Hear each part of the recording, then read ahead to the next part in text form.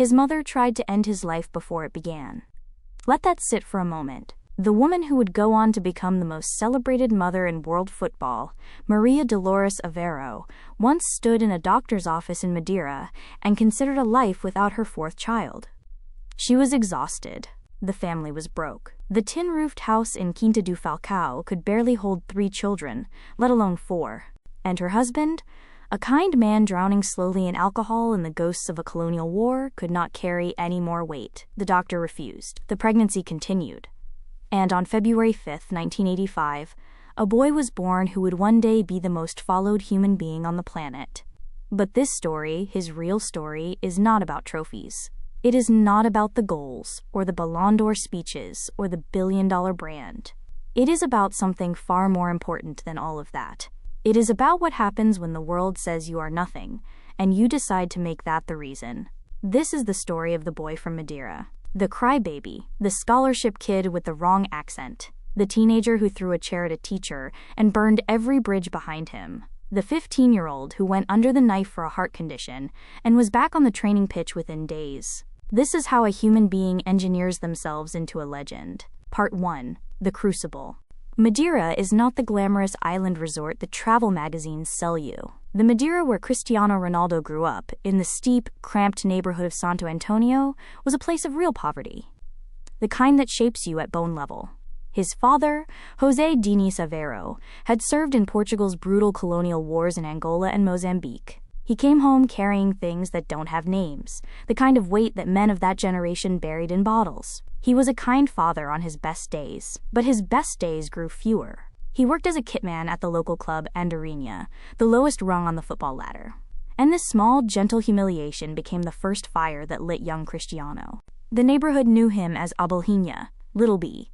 He never stopped moving. On the dirt streets, on the concrete patches, anywhere there was space and a ball, Ronaldo played. He played until his feet bled, and then he played some more. The other kids called him a crybaby, not because he was weak, but because losing felt physically unbearable to him. He could not accept it. Even at age 8, even in a street game, that meant nothing. That refusal to accept mediocrity, that visceral, embarrassing, childlike hatred of losing, was not a character flaw. It was the engine of everything that came after. At 12 years old, a scout from Sporting CP, one of Portugal's great clubs, 500 kilometers away in Lisbon, offered him a trial. His mother packed his bags. His father walked him to the ferry. And Cristiano Ronaldo left the only world he had ever known. Part 2. The Forge. Lisbon was a different planet. In Madeira, Ronaldo was the best on the pitch. In Lisbon, he was an outsider with a thick island accent that made his new teammates laugh every time he opened his mouth. He was 12 years old, sleeping in a dormitory, calling home every night in tears. He begged his mother to let him come home. She said no. His godfather said no. And in that refusal, in that act of love that looked like cruelty, his destiny was sealed. When human beings are isolated, they have 2 choices. They can collapse inward, or they can pour everything into the one arena where they cannot be rejected. For Ronaldo, that arena was training. The lonelier he was, the longer he stayed on the pitch. At 14, there was an incident in a classroom.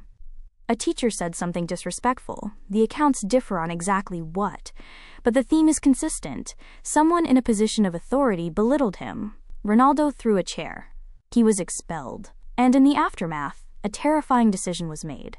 He would abandon formal education entirely. Football was no longer a dream. It was a survival strategy. He had no plan B. When you burn the boats, you find out what you are really made of. 1 year later, at 15, the story almost ended. Ronaldo was diagnosed with tachycardia, a heart condition where the organ races out of control, threatening to stop entirely during physical exertion. Laser surgery was performed to cauterize the irregular pathways. The procedure was a success, and within days, not weeks, not months, he was back on the training pitch. A boy who had a literal problem with his heart, who was told his heart might kill him, came back and made his heart the most famous heart in world sport. That is not metaphor. That is his life. When Ronaldo arrived at Manchester United in 2003, 18 years old, electric, infuriating, Sir Alex Ferguson saw something his own coaches had not been able to see: raw talent without direction. He understood immediately that this boy did not need a manager.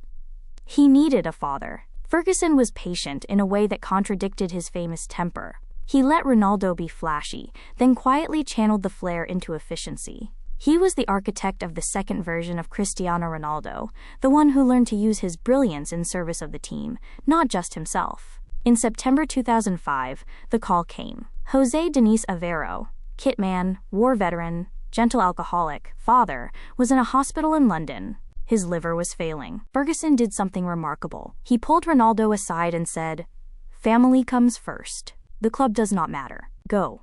Ronaldo sat beside his father's bed. He held his hand through the final hours, and before the end, he made a vow. He would become the greatest player who had ever lived.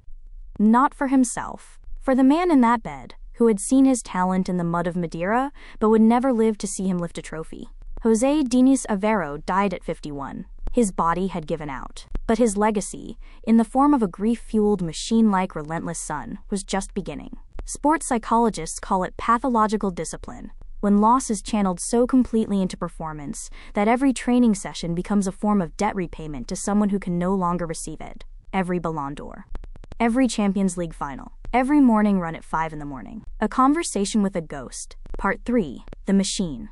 Here is what most people miss about Cristiano Ronaldo. They look at the physique, the 7% body fat, the vertical leap that rivals NBA athletes, the free kicks that bend in ways aerodynamics says should not be possible, and they call it natural. They use the word gifted. He is not gifted. He is engineered. Every element of his physical peak was designed. His sleep is not the standard 8 hours. He uses a system of 5 90-minute sleep cycles throughout the day, guided by a sleep expert. His bedroom is held at exactly 18 degrees Celsius. He sleeps alone in the nights before matches. No screens for 90 minutes before rest. Every variable eliminated. His diet is 6 meals of lean protein: swordfish, sea bass, egg white, salad, and water. No alcohol, a tribute, in part, to watching his father disappear inside it. When former teammate Patrice Evra visited him for lunch after training, he expected a celebration. He found plain chicken, plain salad, and water. Before Evra had finished his plate, Ronaldo was in the garden, asking him to do two-touch drills. And then there is the story about the table tennis match. During his time at Manchester United, Rio Ferdinand beat him at table tennis in front of the entire squad. That night, Ronaldo sent his cousin to buy a professional table tennis table. He practiced in his house for 2 weeks, in total isolation. Then he returned to the training ground, challenged Ferdinand publicly, and won. This was not about table tennis. This was about the principle that no arena of competition was too small to be left unmastered. If you beat him at anything at all, he would not rest until he had taken it back. This is not obsession. This is the atomic-level detail of what greatness actually requires. As the years passed and Lionel Messi emerged as his permanent counterpoint, Ronaldo made a quiet, brilliant adjustment. He recognized that he could not out-dribble a man built 6 inches lower to the ground, so he stopped trying. He became instead the world's most efficient finisher, studying angles, positioning, the physics of flight, turning himself into a predator in the penalty box when his legs no longer had the pace of youth. His free kick, the knuckleball, is not a trick. It is fluid dynamics applied to leather. By striking the ball with minimal spin, he creates a wobbling flight path that no goalkeeper can calculate. He did not discover this. He manufactured it after training was over, on pitches long after his teammates had gone home. The final, Euro 2016. The Euro 2016 final, Portugal versus France. The country's greatest tournament since a 19-year-old Ronaldo had wept on the grass in 2004, beaten in the final on his home soil. 12 years of waiting. 12 years of carrying that image of a boy crying in front of the world. In the 17th minute, a French midfielder slid in with a tackle that tore Ronaldo's knee ligament. He tried to continue. He lasted 9 more minutes before crumpling to the ground, shaking in agony and being stretchered off. The cameras showed his face, and it was not the face of defeat. It was the face of someone refusing to accept what is happening to them. He returned to the touchline with his knee heavily bandaged. And then, in one of the most remarkable pieces of footage in football history, he became a second manager. He was shouting instructions, physically grabbing players, pointing, positioning, demanding. One-legged. In a final, managing the team he could no longer play in. In extra time, a substitute named Ader gathered the ball 30 yards from goal and hit it into the bottom corner. Portugal 1, France 0. Ronaldo fell to his knees at the final whistle, not because he had won a trophy, but because 12 years of a specific grief had finally found its resolution. The lesson. Years later, Ronaldo took his son, young Cristiano Jr., growing up in a world of private jets and football academies, on a pilgrimage. Not to a museum. Not to a stadium. To a small, damp room in Lisbon, where a 12-year-old boy once cried himself to sleep, missing his mother with no one to sit with him. The boy looked around the room and asked, "Dad, did you really live here?" Ronaldo looked at his son and said what his own life had taken him 40 years to understand. Things do not come to you just through talent. They come through relentless work. Through determination that does not stop even when everything else does. The boy from the tin-roofed house on the mountain. The crybaby who could not stand to lose. The teenager who threw a chair because the world disrespected him. The 15-year-old who had his heart operated on and ran back to the pitch. The young man who held his father's hand as he died and made a promise. He kept it. Every single day, he kept it. If you are listening to this, if there is something you are trying to build, something the world has told you is too big for someone like you, understand this. He was not born into greatness. He was not handed it. He constructed it, brick by brick, training session by training session, heartbreak by heartbreak. And if a boy from a tin-roofed house in Madeira can do that, what is your excuse? Talent without working hard is nothing. Cristiano Ronaldo.